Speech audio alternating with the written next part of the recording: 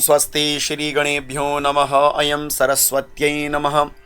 आप सभी को प्रेम भरी ओम नमो भगवते रुद्राय। मैं पंडित गिरीशानंद शास्त्री। यदि आपसे पूछा जाए कि कार्तिक के महीने में क्या हमको विशेष करना चाहिए जो सरलता पूर्वक हम कर सकें, तो मैं आपको केवल कहना चाहूंगा कि पूरे कार्तिक के महीने में एक प्यारा सा नियम बनाइए कि मुझे कार्तिक के महीने में दीप दान करना है। ये न केन प्रकारेण, मुझे दीप दान करना है, ये जिद्द बना लीजिए और भाव बना लीजिए कि मुझे पूर्ण कार्तिक के महीने में दीपदान करना है। मैं दीपदान करने से पीछे नहीं हटूंगा। यदि मेरा दीपदान सफल हो गया तो भगवान क्या कर सकते हैं, वो आप और हमारी समझ से परे की बात है।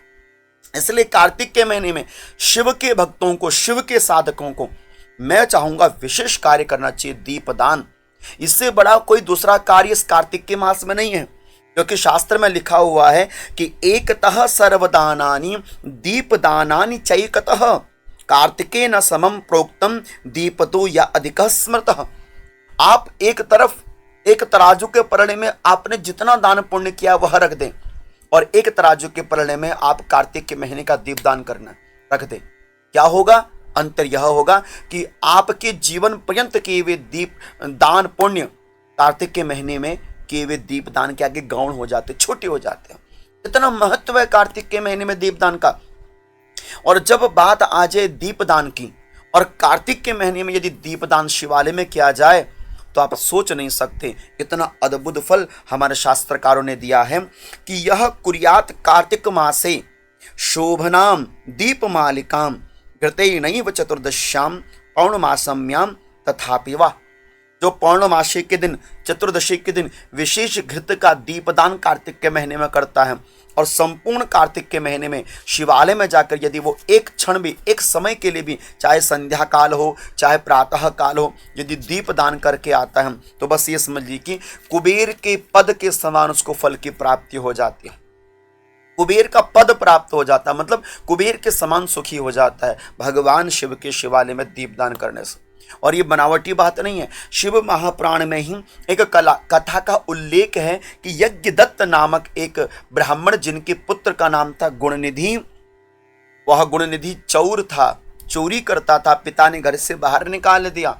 एक दिन कुछ खाने पीने के लिए दर दर भटकता हुआ जब शिवालय में पहुंचा, अंधेरा हो रहा था तो जलता हुआ दीप था, बुझने ही वाला था। अपने वस्त्र फाड़ फाड़ कर उसने दीप बना बनाकर शिवालय के चारों ओर घुमाया। बस इतना करने से महादेव की कृपा प्राप्त हो गई। अगले जन्म में कलिंग देश के राजा अरिदम्ब के पुत्र दम बनकर आए और संपूर्ण प्रजा में एक ही काम करवाया कि कुछ नहीं करना, केवल शिवालय में दीपदान करना है। बस एक ही धर्म है पूरी प्रजा का, शिवालय में दीपदान। जगमग हो जाता था पूरा शिवालय दीपदान करने से।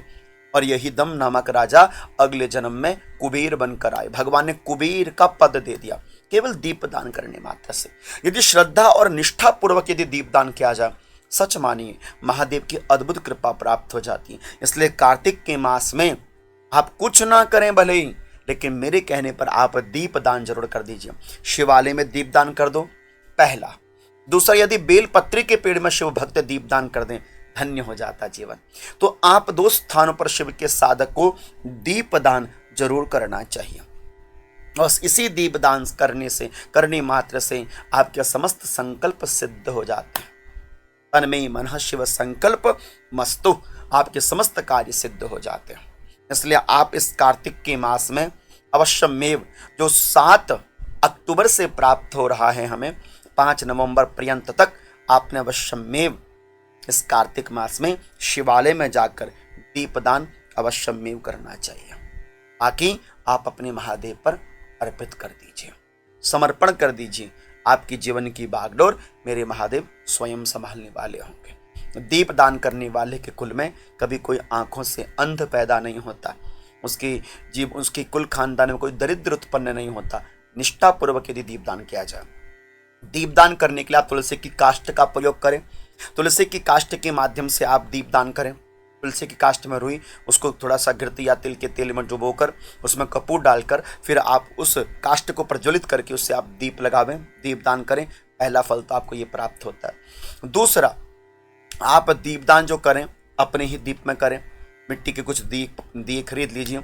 उस समय आपने सुबह शाम जब भी आपको अवसर मिलता है अपने दीपदान पूरे कार्तिक के महीने का नियम बना के करना चाहिए।